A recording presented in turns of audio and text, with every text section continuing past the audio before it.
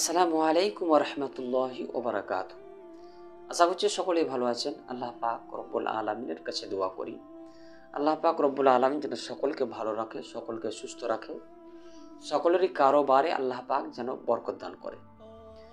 ব্রাদারনি মুআজ্জাজ শামাইন, আর কিছুদিন পরে আপনার পবিত্র রমাদানুল মুবারক মাস, রহমত ও বরকতময় মাস, আপনার যে মাস আল্লাহ কার ভাগ্যে লিখেছে কার ভাগ্যে লিখেনি আল্লাহ পাক ভালো জানেন।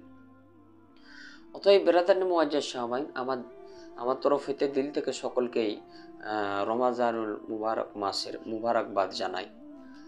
যে এই রমাজানুল মুবারক মাসের সম্পর্কে দুই একটা কথা বলবো। যে আল্লাহ পাক রব্বুল আলামিন খালিক ও মালিক, যে রমাজানুল মুবারক মাসের রোজাকে আল্লাহ পাক রব্বুল আলামিন বান্দাদের জন্য খুব আসান করে দেন। জি, দেখুন, রমাজানুল মুবারক মাস যখন আপনার আসে, তো আল্লাহ পাক রব্বুল আলামিন কি করেন, জান্নাতকে সাজিয়ে দেন, জাহান্নামকে আপনার বুঝিয়ে দেন, আর শয়তানের পায়ে আপনার বেড়ি লাগিয়ে দেওয়া হয়। শয়তানের পায়ে বেড়ি মানে শিকল লাগিয়ে দেওয়া হয়, যেন মানুষকে গুমরাহি না করতে পারে, মানুষকে রোজা থেকে বাধা যেন না দিতে পারে, মানুষকে রোজা থেকে যেন না রুখতে পারে। ওই জন্য আল্লাহ পাক রব্বুল আলামিন কি করেন, শয়তানের পায়ে আপনার বেড়ি লাগিয়ে দেয়, শিকল লাগিয়ে দেয়।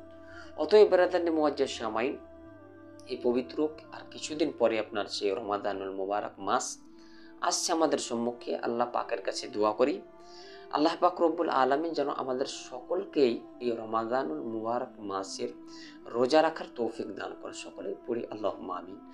আর এই রমাদানুল মুবারক মাসের রোজা কেউ ছাড়বেন না। অবশ্যই সকলেই রোজা রাখুন। আল্লাহ পাক রব্বুল আলামিন